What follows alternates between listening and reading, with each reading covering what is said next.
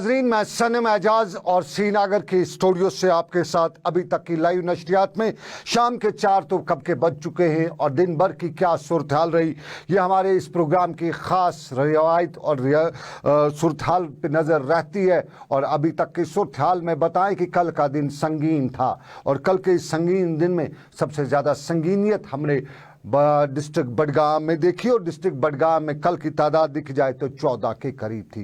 कल के दिन की सूरत हाल में सूरा की लेबॉर्ट्री में सूरत हाल बेहतर थी। जो टेस्ट कल सूरा में हुए बेहतर थे, लेकिन श्रीनगर के चस्ट डिजीज हॉस्पिटल की लेबॉर्ट्रीज में जो टेस्ट हुए वहाँ पे सूरत हाल कशीदा ही नहीं बल्कि हंगामा खैज रही और ये सूरत हाल लगातार बनती जा रही है। अभी तक का अपडेट हमारे जो नाज़रीन है उन तक हम भी पहुँचाने की कोशिश करेंगे। मेरे दो साथी सईद रूफ और उसके साथ पीर हिलाल हांजोरी और उसके साथ दूसरे मेरे साथियों में से मुजामिल, सब लोग इस वक्त पैनल पर बैठे हुए फ़ोन खड़का रहे हैं, पूछ रहे हैं क्या कुछ सूरत हाल है। अपडेट जैसे आते आपके पास हम पहुंचाएंगे, लेकिन आपको बताएं कि कल के दिन की सूरत हाल और उस सूरत हाल में एक चीज़ हमें और भी देखने को मिली। श्रीनगर के रंगरेट के इलाके में एक फैक्ट्री में काम चल रहा था। काम चलते हुए वहाँ पे कल जब टेस्ट हुए तो बड़ी 1 दर्जन के करीब वहाँ पे लोग पॉजिटिव आए। और काम चलते हुए की बात करें तो यहाँ पे कई सवाल खड़ा होते हैं। दुनिया को काम करने की इजाज़त नहीं, किसी को बाहर निकलने की इजाज़त नहीं, लेकिन फैक्ट्री में ये लोग जो काम करे थे ये कहाँ से करे थे? क्या एडमिनिस्ट्रेशन की उस पर नज़र नहीं थी? पुलिस देख नहीं रही थी? इंतज़ामिया को कुछ पता नहीं था? क्या कान बंद किए हुए थे? ये वो मामला जो थोड़ा सा सरकार के कटघरे में सरकार को खड़ा करती है, एडमिनिस्ट्रेशन को खड़ा करती है। आम लोगों की बात करें, आम हम में आप में अक्सर हमें देखने को मिला है कि पास एक बड़ी परेशानी बनती जा रही है। अक्सर जगहों पे हमने देखा कि जो मजबूर होते हैं उनको भी पास नहीं मिलता है और पास देने वाला इतनी खुंदा करता है कि उस जो पास लेने वाला है उसको अपने सारे आबाब याद आ जाते हैं। लेकिन ये पास और यहाँ काम करने की इजाज़त किसकी इजाज़त से मिली है ये हमें मालूम नहीं हो सका है, क्योंकि जब बात ऐसी हो जाती है तब बताता कोई नहीं है कि मैंने किया, उसने किया, इसने किया। फिलहाल इस पर सवाल ज़रा बड़ा ही खड़ा हुआ है। और आपको पास की जब बात करें तो मीडिया को भी कश्मीर में पास नहीं दिए जा रहे और मीडिया को पास क्यों नहीं दिए जा रहे, ये सवाल हमने बहस की, हमने इस पर बात जानने की कोशिश की कि क्या हुआ। मालूम यही हुआ कि मीडिया असल हकायक आवाम तक पहुँचा रहा है, कहाँ लूप होल्स हैं उनको आवाम तक पहुंचा रहा है और सरकार के कुछ लोग जो हैं वो नहीं चाहते हैं कि आवाम तक सच्चे हकायक जो है वो पहुंच पाए और शायद यही वजह है कि पासेस मीडिया को भी नहीं दिए जा रहे। हमने पिछले 3 दिनों से कोशिश कर रहे हैं कि हमें पासेस दिए जाएं। हमारे जो साथी हैं, रिपोर्टर हमारे हैं, हमारे कैमरा के साथी हैं, हमारे क्रू मेंबर्स हैं, उनको भी पासेस दिए जाएं। लेकिन ये पास है कि कार्य सर दर्द है और पासपोर्ट से ज़्यादा इसके लिए परेशानी कर रखी। फिर हमें ये भी बताया गया कि हमारे इंफॉर्मेशन डिपार्टमेंट को पासेस दिए गए हैं हमारे लिए। हमने भी वहाँ पर भी जानने की कोशिश की, वहाँ पर रखने की कोशिश की, लेकिन वहाँ भी यही मालूम हुआ कि अभी इस गंगा में पानी और बहना है, अभी हमें और पापड़ झेलने हैं, अभी पासेस हमें दिए नहीं गई है। और वो भी एक बड़ी वजह है कि हम ज़मीनी हकायक आवाम तक नहीं पहुंचा सकते हैं। लेकिन सरकार के जो बयानात आते हैं उन्हीं बयानात की हम अक्कासी करते हुए आपको बताते चले कि सरकार का बयान है कि 30,000 के करीब मुल्क की मुख्तलिफ रियासतों से कश्मीरियों को लाया गया है। अब ये 30,000 लाए गए हैं और इनमें आपको याद दिलाना चाहेंगे कल 150 से ऊपर स्टूडेंट्स को बांग्लादेश से लाया गया। बाकी 30,000 में अगर 150 निकाला गया जिनको हम देखा तो उससे पहले हमने देखा करीबन 400 मजदूरों को लाया गया। बाकी ये 30,000 कहाँ से लाए गए हैं, ये सरकार के खाते से हमें तो मालूम नहीं हो सका है। हम भी कुछ जगहों पे गए थे, ये 30,000 का जो हिंसा है हमें कहीं पार होते हुए नज़र नहीं आया। अगर ये हिंसा पार हुआ होता तो फिर जम्मू में कश्मीरियों की हाहाकार नहीं मची होती, फिर दिल्ली में लोग आज भी परेशान नहीं होते। दिल्ली में इलाज करने के लिए जो लोग गए हैं वो भी हमें लगातार सुबह से शाम तक फ़ोन नहीं करते। जालंधर से हमें फ़ोन नहीं आता, हमें पंजाब या दूसरी रियासतों से फ़ोन नहीं आता, महाराष्ट्र से हमें, मुंबई से हमें फ़ोन नहीं आता। शायद ये 30,000 के आंकड़े में वो भी आते। और अगर 30,000 का आंकड़ा वाकई में आ चुका है तो फिर वो लोग क्यों नहीं लाए गए जो प्रायोरिटी में, जिनकी मेडिकल एमरजेंसीज हैं। ये वो सवाल, क्योंकि सवाल आज भी एक और हमारे सामने आया। हमें दिल्ली से एक बच्चे ने फ़ोन किया, उसने बताया कि उन्हें दिल्ली में परेशानी है, वो स्टूडेंट हैं, कश्मीर घर जाना चाहते हैं लेकिन जा नहीं सकते हैं। वजह उन्होंने जो बताई वो हम आपको बताएंगे, लेकिन उसके साथ उसकी फैमिली से एक मेंबर ने भी हमें कांटेक्ट किया और उन्होंने हमें बताया कि दिल्ली में उन्हें इंतज़ामिया कह रही है कि आपको पास तो हम दे देंगे, लेकिन आपको गाड़ी खुद देखनी पड़ेगी। अब पास लेने के बाद, कश्मीर ट्रैवल करने के बाद, ये बच्चा जो स्टूडेंट है ये कहाँ से गाड़ी देखेगा? कहा जाता है कि आप अपने ग्रुप्स बनाओ और ढूंढो कौन किधर है, उसके बाद पास आपको मिलेंगे, फिर आप अपनी वादी अपने घर जा सकते हैं। बारामूला से एक फैमिली के मेंबर्स ने हमें कॉल किया, उन्होंने बताया कि उनका बच्चा दिल्ली में है, लेकिन उसको बताया जाता है कि अब अपनी गाड़ी देखिए। अब ये बच्चा पढ़ने वहाँ गया है या कोई और काम करने, ये शायद इंतज़ामिया ही बता सकती है, क्योंकि बच्चा जो होता है उम्र के उस हिस्से में होता है जहाँ उसको इस सारी चीज़ों का पता नहीं होता है और ऐसी क्राइसिस में वो मैनेज नहीं कर सकता है। वहाँ वेलफेयर स्टेट की जिम्मेदारी होती है। ज़रा आपको पहले हम दिखाते हैं बारामूला से हमें जो कॉल आई है उसकी फैमिली के लोग क्या कहते हैं।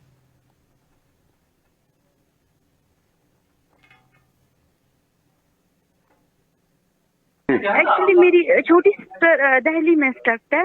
तो अब उनका लिस्ट वगैरह निकला था ना जी, तो उन्होंने इस पे लिखा था मोड ऑफ ट्रांसपोर्ट, बसेस वगैरह या मिनी बसेस वो सब किया था। लेकिन अभी आप इनको बोल रहे हैं वो लोग कि आपको जो मतलब अपनी प्राइवेट गाड़ियाँ आप खुद ही करो अरेंज, हम आपको सिर्फ पास दे सकते हैं, बाकी आप बसेस वगैरह अरेंज करो खुद। सर वो दिल्ली में है। अब वहाँ पे बच्चों को बोला, अब मेरी 2-3 बच्चों से, क्योंकि मेरी फ्रेंड्स है उनके भी छोटे भाई बहन वहाँ है, अब मेरी उनसे भी बात हुई, इन्होंने इनको बोला आप ग्रुप्स करो और एक बच्चा क्या या एक बच्चा या कोई लड़का या कोई अपनी गाड़ी करेगा, तो फिर आप आपस में कुछ करके ग्रुपिंग करके फिर उस गाड़ी में चले जाओ जम्मू तक। जम्मू से आपको स्टेट का ट्रांसपोर्ट आ जाएगा या कुछ, यहाँ से हम सिर्फ आपको पासेस दे सकते हैं, बाकी आप।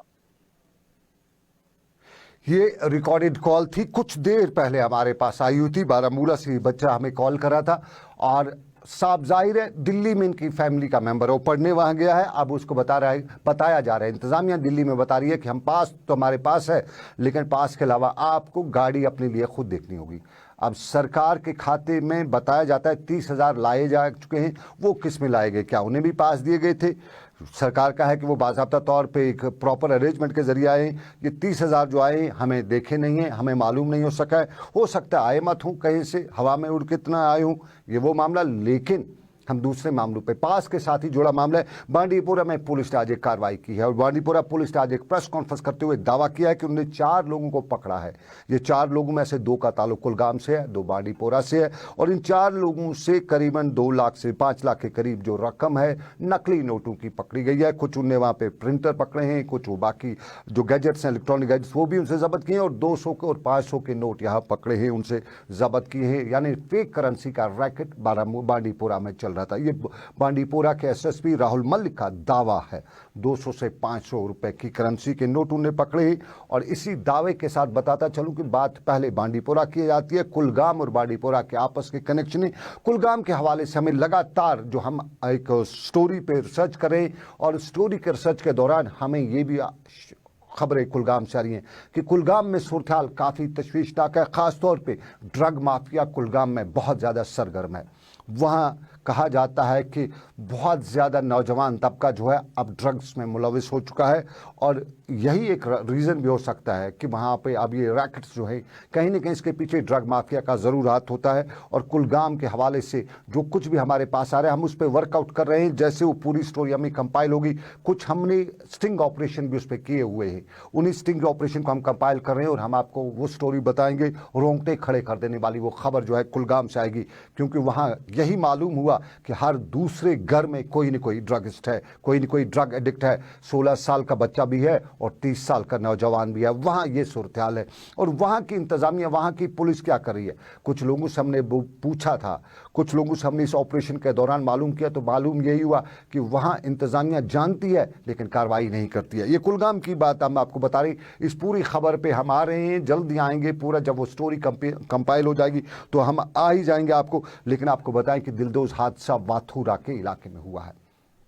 वाथूरा श्रीनगर का नज़दीकी इलाका, चाडूरा का इलाका। और चाडूरा के इलाके में गुलाम हसन वानी जो है वो वहाँ कल शाम को घर से निकला था, नाले दूध गंगा में जा गिरा।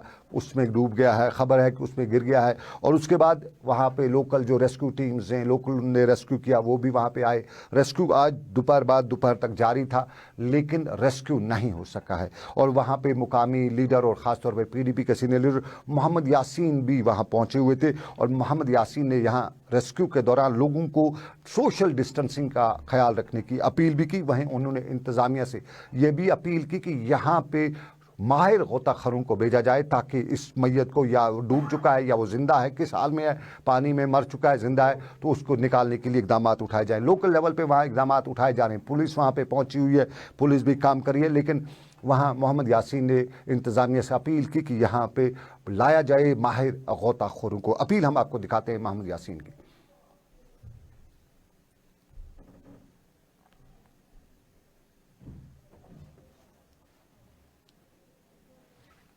एक शख्स गुलाम हसन वानी नाम के 55 साल घर से निकला तो उनके लवाकिन का कहना है कि वो नाले दूध गंगा में डूब गया।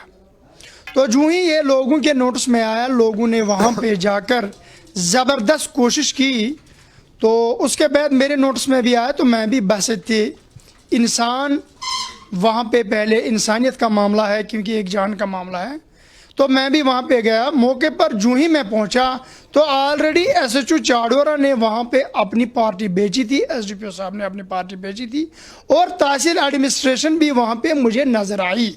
तो उसके बाद मैंने तहसीलदार चाडोरा से बात किया, SHO चाडोरा से बात किया, तो उन्होंने मुझे यकीन दहानी दी कि 15 मिनट के अंदर अंदर वहाँ पे SDRF की टीम पहुँचेंगी। तो बस वही कोई 15-16 मिनट के बाद SDRF के एक टीम वहाँ पहुँचे हैं, तो जो इस वक्त इस कोशिश में लगे हैं। और ऑलरेडी जो लोकल वाथोरा के लोकल बाशिंदे हैं वो भी लगे हैं इस काम के साथ, SDRF के टीम भी लगे हैं। लेकिन अभी तक लाश 2 बजे 30 मिनट तक मैं वहाँ पे बजाज खुद मौजूद था, 2 बजे 30 मिनट तक वहाँ हमें लाश नहीं मिला।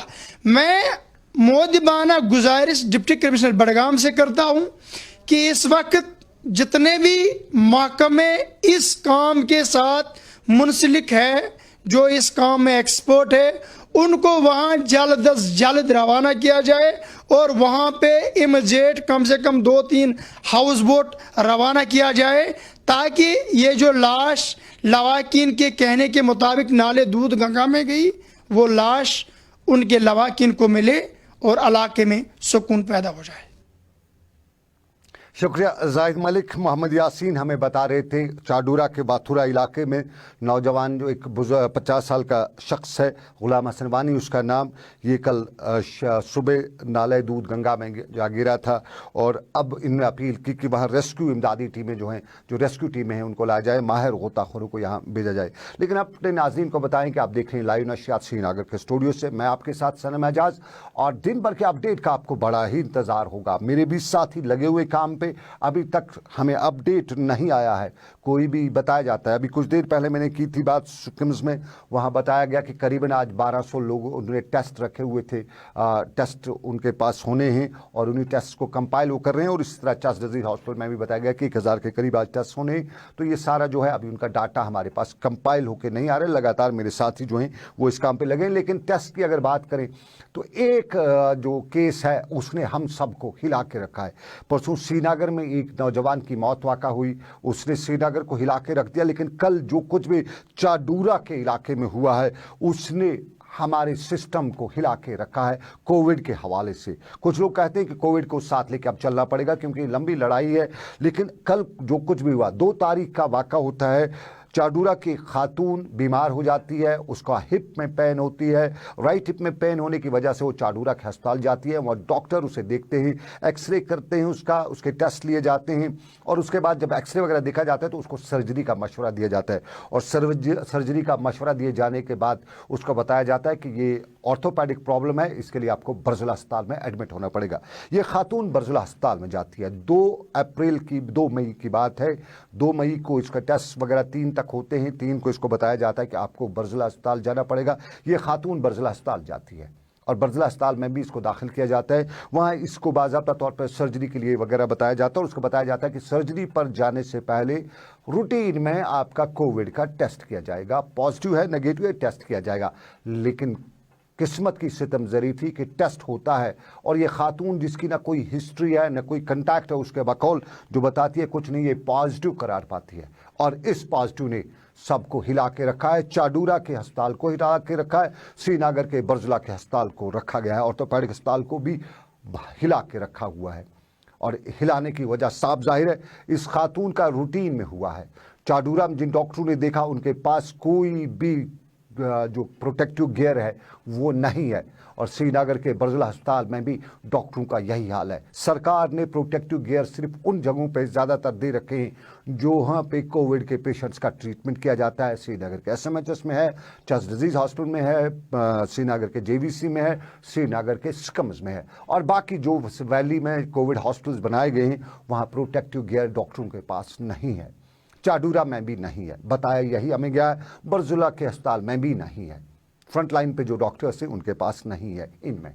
अब यहाँ पे ये सवाल दो खड़े होते हैं। सवाल एक, चाडूरा में इस खातून को किस किस लैब टेक्नीशियन ने देखा, टेस्ट किया, किस किस एक्सरे टेक्नीशियन ने इसका एक्सरे किया, किस किस डॉक्टर ने इसको देखा, किस किस मेडिकेट ने इसको देखा, किस किस कैंटीन से इसने दवाई लाई, ये सब कुछ कैंटीन में जो कुछ भी हुआ वहाँ बैठी, इसके पास कौन कौन बैठा, वो लाइन जो है ब्रेक द चेन की बात नहीं, वो चेन कितनी चाडूरा अस्पताल में लंबी हो गई। उसके बाद अब ये घर से निकली, श्रीनगर 2 दिन चाडूरा हॉस्पिटल गई, और तीसरे दिन ये श्रीनगर के बर्ज़िला हॉस्पिटल गई। बर्ज़िला अस्पताल में OPD में कितना रश था, वहाँ ये लाइन में खड़ी रही या बाहर रही तो कितने लोगों से मिली, अंदर डॉक्टर के पास भी मिली, और डॉक्टर के बाद ये वहाँ कुछ और लोगों से भी मिली होगी। और ये लंबी चेन जो है बर्ज़िला अस्पताल से लेकर चाडूरा तक जाते जाते कहते हैं कि ये दरियाई जहलम की तरह लंबी होती जा रही है। और जब ये लंबी चेन होगी तो आगे के कनेक्शन जो हैं, कॉन्टैक्ट्स जो हैं, वो कितने लंबे होंगे और कितने सरदर्द वाले होंगे, ये एक सवाल। और इस सवाल में श्रीनगर के अस्पतालों की बात करें, डॉक्टरों की बात करें, प्रोटेक्टिव गियर उनके पास, वो पहले भी इल्ज़ाम लगाते रहे कि ये प्रोटेक्टिव गियर सही नहीं है, लेकिन अब सबको नहीं दिए गए हैं। अब बर्ज़िला अस्पताल के डॉक्टरों के पास भी प्रोटेक्टिव गियर नहीं है, चाडूरा अस्पताल के डॉक्टरों के पास भी प्रोटेक्टिव गियर नहीं है। तो चाडूरा के अस्पताल को क्या बंद किया जाना पड़ेगा? क्या सभी डॉक्टर्स को क्वारंटीन जाना पड़ेगा? क्योंकि डॉक्टर ने एक पहले ट्रीटमेंट इसका किया होगा, उसके बाद वो दूसरों को भी, पेशेंट्स को भी उसने ट्रीटमेंट किया होगा, उसके बाद वो अपने डॉक्टर्स कोलीग जो दूसरे उनके पास भी बैठा होगा, हो सकता है इफ्तारी भी उनके साथ बैठ के खाई होगी। तो कुल मिला के ये चेन जो है चाडूरा से शुरू होते खन्नाबल से लेके खादिनियार तक तो नहीं पहुंच रही है, ये लंबी चेन। और उसी चेन में प्रोटेक्टिव गियर्स की बात ज़रूरी है, क्योंकि हमारे ये फ्रंट लाइन डॉक्टर्स जो है इनके पास अगर इक्विपमेंट नहीं होगा, अगर इनको आज भी बोला जाएगा कि जुगाड़ी सिस्टम चलाइएगा, तो ये फिर सिस्टम पर सवाल बहुत खड़े होंगे। ये सिस्टम की बात, और उसी सिस्टम के साथ साथ आपको बताते चले नाज़रीन कि क्वारंटीन सेंटर्स में भी सूरत हाल कुछ उसी तरह की है। कल जो बाहर से स्टूडेंट्स लाए गए उनको श्रीनगर के मुख्तलिफ क्वारंटीन सेंटर्स में रखा गया, और श्रीनगर में जो कुछ सूरत हाल है कदरे बेहतर है। क्वारंटीन सेंटर्स में इंतज़ामिया वहाँ पहुँचती भी है, लेकिन EDI पांपोर के क्वारंटीन सेंटर पर पिछली बार भी सवाल उठा था, आज भी फिर हुआ है, क्योंकि कुपवाड़ा के जो स्टूडेंट्स हैं जिनको कल बांग्लादेश से लाया गया या बाकी लोग हैं, उन्हें EDI पांपोर में रखा गया है। और EDI पांपोर में हमें कुछ बच्चों ने बताया कि उन्हें कल से लेकर अभी तक ना सहरी दी गई, ना कल शाम को इफ्तारी दी गई। आज सुबह 9 बजे के करीब चाय की केटल मैदान में रखी गई, और उसके बाद उन्हें बताया गया कि चाय की केटल ले जाइए और ख़ुद खाइए, पीजिए, पी लीजिए, बाकी कुछ नहीं मिलेगा। वहाँ पे क्या सूरत हाल है? पिछले दिनों जो क्वारंटीन सेंटर EDI का था, वहाँ लोगों ने इल्ज़ाम लगाया था कि वहाँ पे उन्हें पॉजिटिव किया जाता है। लोग वहाँ पॉजिटिव नहीं होते, लेकिन क्वारंटीन सेंटर में बाज़ाब्ता तौर पे पुलवामा के एडमिनिस्ट्रेशन किसी साजिश के तहत उनको पॉजिटिव करिए, ये लोगों ने तब इल्ज़ाम आयद किया था। बहुत से लोगों ने हमें बताया कि वहाँ पे उन्हें बाज़ाब्ता तौर पे ला के पॉजिटिव किया जाता है।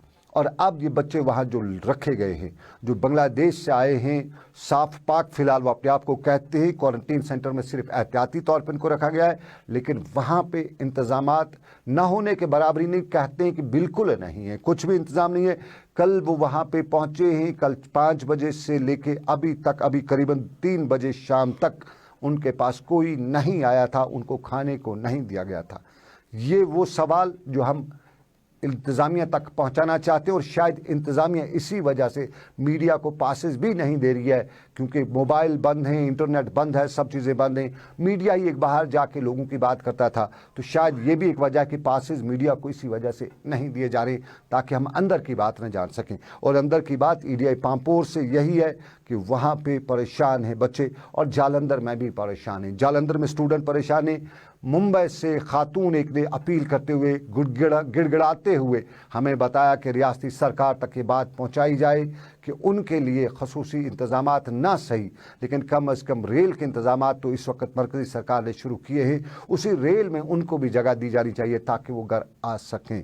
वो अपना पैसा खर्च करेंगे, खातून ने बताया। और उसने ये भी बताया कि वो शुगर की भी मरीज़ है, ब्लड प्रेशर की भी मरीज़ है, उसके साथ साथ उसको एक और बीमारी भी है, उसी का इलाज कराने के लिए वो महाराष्ट्र मुंबई आई हुई थी, लेकिन अब वापस जाने के लिए परेशानी है। 10 बाय 10 के कमरे में रहती है, और वहाँ पे जब अंदर उस कमरे में रहना, दिन में जब टेम्परेचर 35 से 38 और 40 के दरमियान हो, साफ जाहिर है बहुत ही तबाहकुन नहीं कहेंगे बल्कि परेशान कुन टेम्परेचर होता है, और यूजुअली कश्मीरी को इसकी आदत नहीं है। ये वो कुछ मुद्दे हैं जिन पे हम बात ज़रूर करना चाहते हैं, अरबाब इक़दार तक पहुंचाना चाहते हैं। और अरबाब इक़दार में भी हम कहते हैं कि ट्वीट से ही सब कुछ नहीं चलता है। ट्वीट तो हर कोई कर सकता है, आजकल सोशल मीडिया किसी के पास भी है। सरकार को ट्वीट्स के बजाय बात करनी चाहिए, ग्राउंड पे करना चाहिए। अगर श्रीनगर के सिविल सेक्रेटरीट को कल क्वारंटीन किया जा सकता है, पूरी मशीनरी को वहाँ एडमिनिस्ट्रेशन को लगाया जा सकता है, तो फिर बाकी जगहों के हालात को क्यों नहीं सुधारा जा सकता है। और रंगरेट की फैक्ट्री में जो लोग काम कर रहे थे उनको परमिशन किसने दिया था, सरकार इसकी भी थोड़ी तहकीकात करे। जम्मू से कश्मीर के एक जाना माना बिजनेसमैन कश्मीर आया था, बिना इजाज़त आया था, उस पर FIR भी दर्ज किया गया, उसको क्वारंटीन भी किया गया। लेकिन जो श्रीनगर के इस फैक्ट्री में काम कर रहे थे उन लोगों को पास किसने दिया था काम करने का, ये भी सरकार से पूछा जा सकता है। और पूछते हुए हम आपसे इजाज़त लेना चाहेंगे। फिलहाल अभी तक का आज का ये प्रोग्राम इख्तिताम पजीर हुआ चाहता है। मुझे मेरे साथी जाहिद मलिक, समीर वानी, मुजम्मिल और दूसरे साथियों के साथ दीजिए इजाज़त। रब कायनात की रही मर्जी, आपसे फिर करेंगे मुलाकात। आप रखिए अपना ख्याल। अल्लाह हाफ़िज़।